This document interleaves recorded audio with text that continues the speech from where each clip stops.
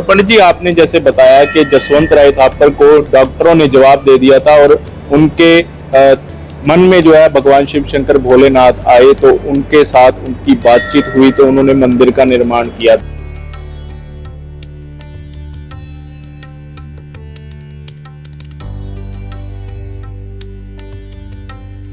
ਅੱਜ ਤੁਹਾਨੂੰ ਲੁਧਿਆਣਾ ਸ਼ਹਿਰ ਦੇ ਇੱਕ ਅਜਿਹੇ ਮੰਦਿਰ ਦੇ ਦਰਸ਼ਨ ਕਰਵਾਉਣ ਜਾ ਰਹੇ ਹਾਂ ਜਿੱਥੋਂ ਦਾ ਜਲਾਭਿਸ਼ੇਕ ਜਿਹੜਾ ਹੈ ਉਹ ਇੰਦਰ ਭਗਵਾਨ ਕਰਦੇ ਨੇ। 100 ਫੁੱਟ ਤੋਂ ਉੱਪਰ ਇਸ शिवलिंग ਦੇ ਦਰਸ਼ਨ ਕਰਵਾਉਂਦੇ ਆ। ਕੀ ਇਤਿਹਾਸ ਹੈ ਇਸ ਮੰਦਿਰ ਦਾ, मंदिर के अंदर चलते हैं ते जानते हैं। यह मंदिर का निर्माण जी 1999 में शुरू हुआ था और यह मंदिर जो है 10 साल तक धीरे धीरे निर्माण होता रहा। 2009 में यह मंदिर का उद्घाटन हुआ। डॉक्टर के जवाब देने के बाद भी वो 36 साल तक जिंदा रहे। 36 साल, जो कि साल 6 महीना काटना मुश्किल होता है ऐसी बीमारी थी।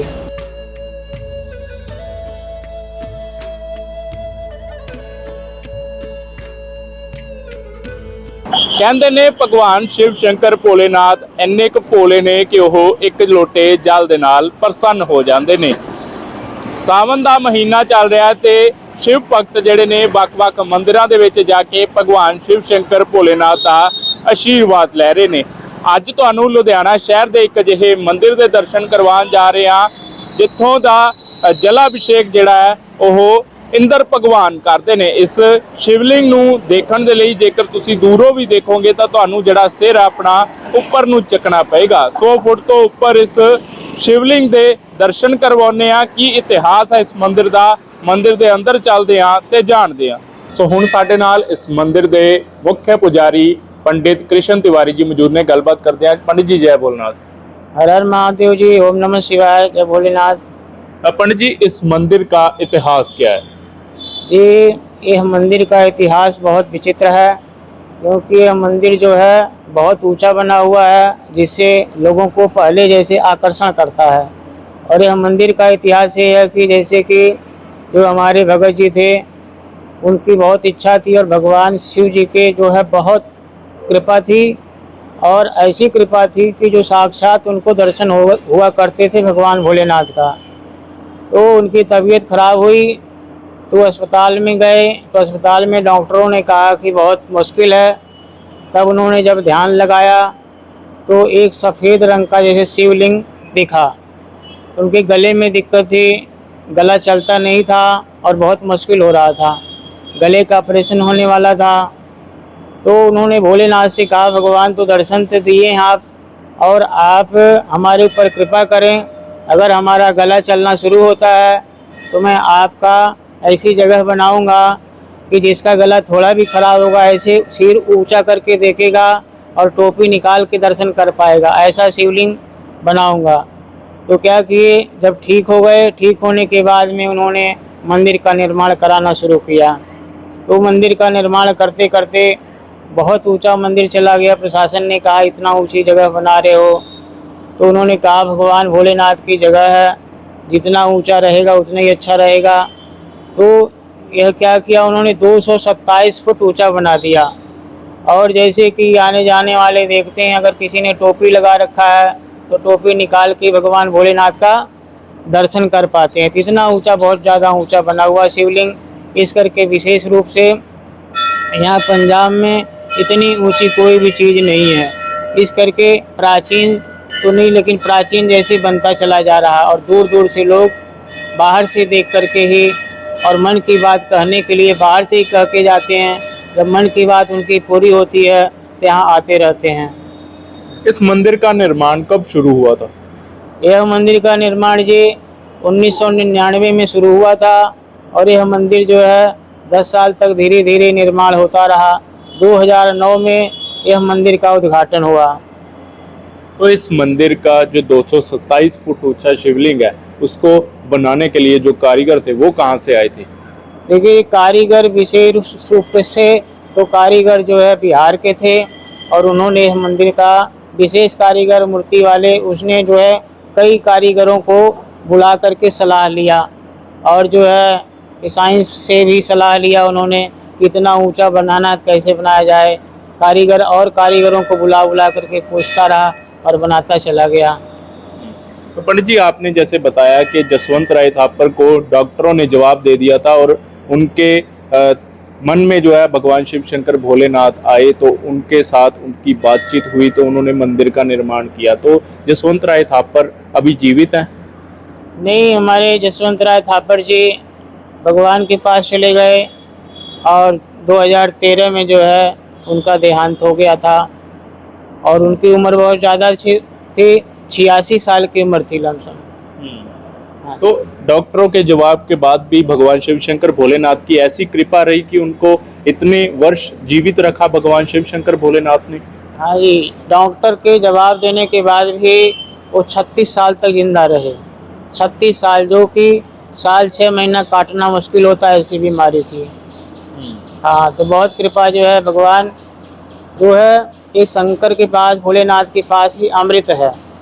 जो अमृत है, अगर जिसकी आयु कम भी है, अगर भोलेनाथ की कृपा होती है तो भाभी मेट सके त्रिपुरारी। जो भाग्य में नहीं लिखा है उसको भगवान भोलेनाथ लिख सकते हैं। जो आपके पास नहीं है, आपके भाग्य में भी नहीं, उसे भगवान भोलेनाथ इतने समर्थवान है, दे सकते हैं। बस उनकी श्रद्धा भाव से भक्ति भाव करना चाहिए। इस मंदिर में कौन कौन से भगवान विराजमान हैं?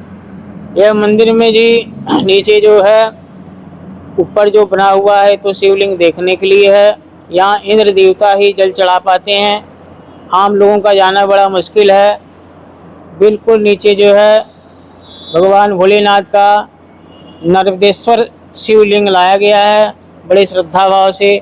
नर्मदेश्वर जी महाराज भोलेनाथ बाबा मेन हैं। बाकी नीचे बेसमेंट में दुर्गा जी हैं, हनुमान जी हैं, राम दरबार इत्यादि काली जी विराजमान हैं।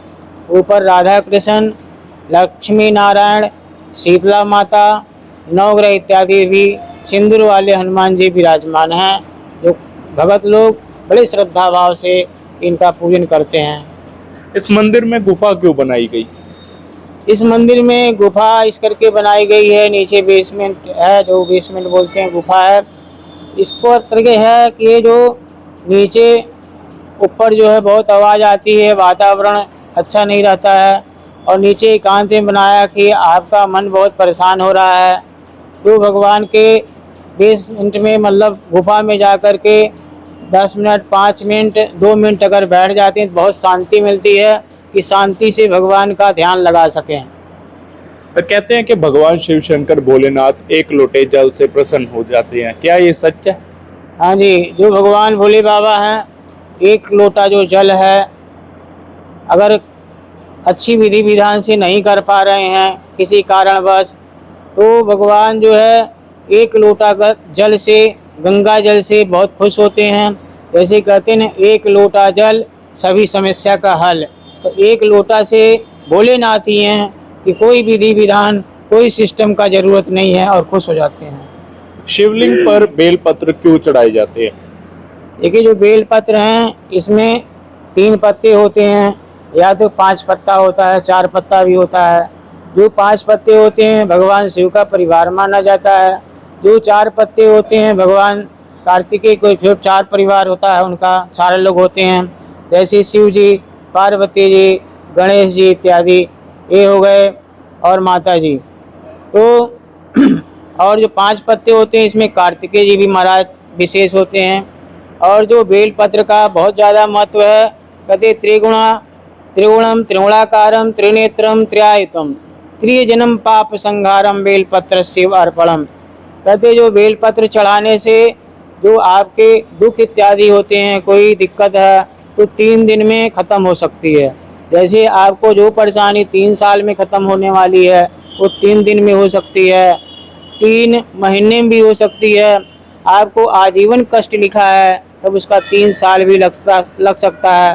3 जन्म के पाप भी बेलपत्र चढ़ाने से जो है 3 जन्म के पाप दूर हो जाते हैं। तभी ये त्रिगुणम त्रिगुणाकारम त्रिनेत्रम त्र्यायतम त्रिजन्म पाप संहारम बेलपत्र शिवर पड़े, कि 3 जन्म का पाप भी उसके सुधर जाते हैं।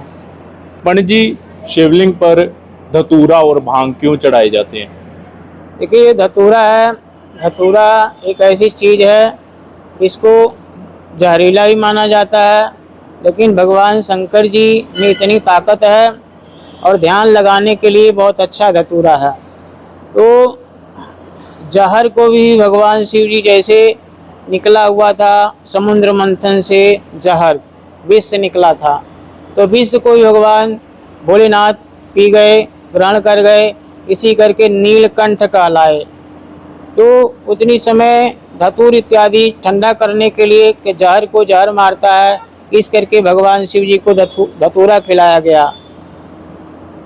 हाँ जी। और भांग का क्या महत्व है, भांग क्यों चढ़ाई जाती है? जो भांग है, भांग में देखिए ठंडा बहुत होती है, ठंडी, इतनी ठंडी भांग होती है, जो जितना मर्जी गर्मी चढ़ी हुए भांग में इतना ठंडक है। अगर कोई चोट लगा है, उसमें जलन हो रहा है, कोई दिक्कत हो रही है, अगर भांग का लेप कर दिया जाता है, ठंडा हो जाता है। तो भगवान शिव जी का जब उन्होंने जहर ग्रहण कर लिया, विष ग्रहण कर लिया, तो भांग इस करके पिलाई गई कि भगवान शिव जी के शरीर में कोई बहुत नुकसान ना हो जाए और ठंडापन बना रहे, कोई जहर न फैल जाए, और इस करके भांग चढ़ाई जाती है। भांग में ठंडापन बहुत ज़्यादा है और भांग में ताकत भी बहुत है, और भांग जो है मन को शांत करती है। श्रावण के महीने का क्या मतलब है? क्योंकि जैसे कि 12 महीने होते हैं, श्रावण के महीने में इतनी हरियाली रहती है, जो पौधे ज़मीन में छिपे भी रहते हैं वो बाहर आ जाते हैं। अगर ज़मीन में कोई पौधा उसके जड़ का नहीं पता है, कुछ अता पता नहीं, तब भी वो बाहर आ जाते हैं। क्योंकि श्रावण में, जो श्रावण का महीना है, विशेष भगवान शिव जी का महीना है। श्रावण में आप देखते हैं सांप इत्यादि भी निकलते हैं, अनेक प्रकार के जानवर भी निकलते हैं। तो भगवान शिव जी की कृपा हो जाती है, क्योंकि भगवान शंकर जी के साथ में बहुत लोग रहते हैं, वो किसी को ना नहीं करते हैं। बिच्छू के तो कान में पहन लेते हैं, सांप को गले में डाल लेते हैं, और श्रावण का महीना बहुत श्रेष्ठ होता है। इस करके श्रावण के महीने भगवान शिव जी सबका स्वागत करते हैं, और श्रावण का महीना 12 महीने में विशेष भगवान शिव जी का, भोलेनाथ का महीना है। तो श्रावण के महीने में अगर सोमवार का व्रत रखते हैं तो उससे क्या क्या प्राप्तियां हो जाती हैं? देखिए, सोमवार का जो व्रत है करने से, जैसे श्रावण के महीने में 5 व्रत या 4 व्रत होते हैं, अब की बार 4 ही व्रत हैं। अगर 5 व्रत, एक व्रत पहले शुरू कर लेना चाहिए या तो बाद तक रख लेना चाहिए, 5 व्रत जरूर करना चाहिए। अगर जो भी आप हाथ में जल लेकर के भगवान शिव जी के सामने बैठ करके संकल्प करते हैं, हे भोलेनाथ, जो है आप हमारी यह मनोकामना पूरी करना। अगर श्रद्धा भाव से आप भगवान भोलेनाथ के सामने कोई भी काम, जैसे विवाह नहीं हो रहा है, कोई घर नहीं बन रहा, मकान नहीं बन रहा है, कुछ आप करना चाहते नहीं हो पा रहा है, कोई काम काज नहीं चल रहा, कुछ भी समझ में नहीं आ रहा है, अगर श्रावण के महीने में 5 व्रत कर लेते हैं तो कोई में कोई भगवान भोलेनाथ की कृपा से रास्ता निकलना आसान हो जाता है। पंडित जी, शिवलिंग की परिक्रमा क्यों नहीं की जाती?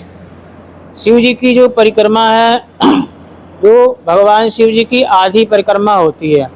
आधी परिक्रमा इस करके होती है कि एक तरफ भगवान शिव जी का जो जल निकलता है, जल निकलने के लिए नाली बनी रहती है। अगर जल को टपते हैं, अगर वो जल पैर में आता है तो किया हुआ कर्म सारा नष्ट हो जाता है। इस करके भगवान शिव जी की आधी परिक्रमा की जाती है कि जो जल है उसको टपा ना जाए और भगवान शिव जी का पवित्र जल पैर में ना आ जाए। इसी करके भगवान शिव जी का आधी परिक्रमा की जाती है। पंडित जी, अगर किसी भक्त का गला खराब है तो इस मंदिर में शिवलिंग पर जल चढ़ाने से उनका गला भी ठीक हो जाता है? हाँ जी, अगर किसी का गला खराब है तो भगवान शिव जी, कई बार कोई आया था, कह रहे थे हमें जो है, कोई बच्चा था बोलने में उसको दिक्कत आ रही थी, तो क्या हुआ कि मैंने कहा देखो, कहते यहाँ मंदिर की विशेषता, मैंने कहा देखो आप वहाँ जा कर के 2 मिनट बैठो और बैठ कर के देखो, बाद में बताना। फिर वो क्या किए, बैठे रहे, भगवान शिव जी का आशीर्वाद लिया। फिर 2 महीने बाद आए और 5 किलो लड्डू लेकर के आए। कहे पंडित जी आप पहचान रहे हो? मैंने कहा नहीं पहचाना। मैंने कहा जो कहते कि जो बच्चा है बोल नहीं पा रहा था, अब देखो आवाज़ इसकी साफ हो रही है। बच्चे को बोला बोलो पंडित जी को राम राम बोलो, ओम नमः शिवाय बोलो, बच्चे ने बोल करके दिखाया। तो भगवान शिव जी की अतिशय कृपा है जो कोई नहीं कर सकता उसे भगवान शिव जी कर सकते हैं। पंडित जी, आपने जैसे बताया कि 227 फुट ऊंचा शिवलिंग है, तो शिवलिंग के ऊपर जाने के लिए कोई सीढ़ी बनाई गई है? नहीं, भगवान शिव जी के वहाँ ऊपर जाने के लिए कोई सीढ़ी इत्यादि नहीं बनाई गई है, क्योंकि ऊंचा बहुत है और वहाँ जाना बड़ा मुश्किल है। और प्रशासन का कहना भी सीढ़ी ना बनाई जाए, नहीं तो ऊपर जा कर के कोई कूद गया, कोई दिक्कत पैदा कर लिया, उसके लिए भी दिक्कत है। और ऊपर जो बना हुआ 100 फीट ये कोई सीढ़ी नहीं है। तो पंडित जी, फिर इस मंदिर के जो शिवलिंग को जब पेंट करना होता है तो कैसे उसको पेंट किया जाता है? जो मंदिर को पेंट करना होता है तो जो पैड बनाए जाते हैं बांस के, और इस पर जो कारीगर जो है ऊपर चले जाते हैं।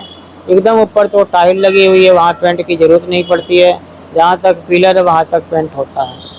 बहुत बहुत धन्यवाद। सो बिल्कुल इस मंदिर के इतिहास बारे ਤੁਹਾਨੂੰ ਜਾਣੂ ਕਰਵਾਇਆ ਕਿ ਕਿਉਂ ਸਾਵਣ ਦਾ ਮਹੀਨਾ ਭਗਵਾਨ ਸ਼ਿਵ ਸ਼ੰਕਰ ਭੋਲੇਨਾਥ ਦਾ ਬਹੁਤ ਹੀ ਪ੍ਰਿय ਮਹੀਨਾ ਹੈ ਤੇ ਇਸ ਮੰਦਿਰ ਦਾ 227 ਫੁੱਟ ਉੱਚਾ ਸ਼ਿਵਲਿੰਗ ਜਿਸ ਦਾ ਰੁਦਰਾਭਿਸ਼ੇਕ ਵੀ ਭਗਵਾਨ ਇੰਦਰਦੇਵ स्वयं आप करते हैं। ਕੀ ਤੁਹਾਨੂੰ ਇਸ ਮੰਦਿਰ ਦੇ ਇਤਿਹਾਸ ਬਾਰੇ ਪਹਿਲਾਂ ਪਤਾ ਸੀ? ਕਮੈਂਟ ਬਾਕਸ ਦੇ ਵਿੱਚ ਕਮੈਂਟ ਕਰਕੇ ਜ਼ਰੂਰ ਦੱਸਿਓ ਤੇ ਇਸ ਵੀਡੀਓ ਨੂੰ ਵੱਧ ਤੋਂ ਵੱਧ ਸ਼ੇਅਰ ਜ਼ਰੂਰ ਕਰਿਓ ਤਾਂ ਜੋ ਜਿਹੜੇ ਭਗਤਾਂ ਨੂੰ ਨਹੀਂ ਪਤਾ ਕਿ ਲੁਧਿਆਣਾ ਸ਼ਹਿਰ ਦੇ ਵਿੱਚ 227 ਫੁੱਟ ਉੱਚਾ शिवलिंग वाला मंदिर है तो उन्होंने भी यह जानकारी जिहड़ी है मिल सके। लुधियाना के चांद सिनेमा के कोल यह मंदिर जिहड़ा है तुहानू दिखेगा। जलंधर बाईपास तो जो तुसीं जगराओं पुल वाल जाना है तो तुहाडी दूर तो ही इस मंदिर के वाल निगाह पै जाएगी। वीडियो जर्नलिस्ट राकेश कुमार दे नाल दीपक कत्याल, डेली पोस्ट पंजाबी, लुधियाना।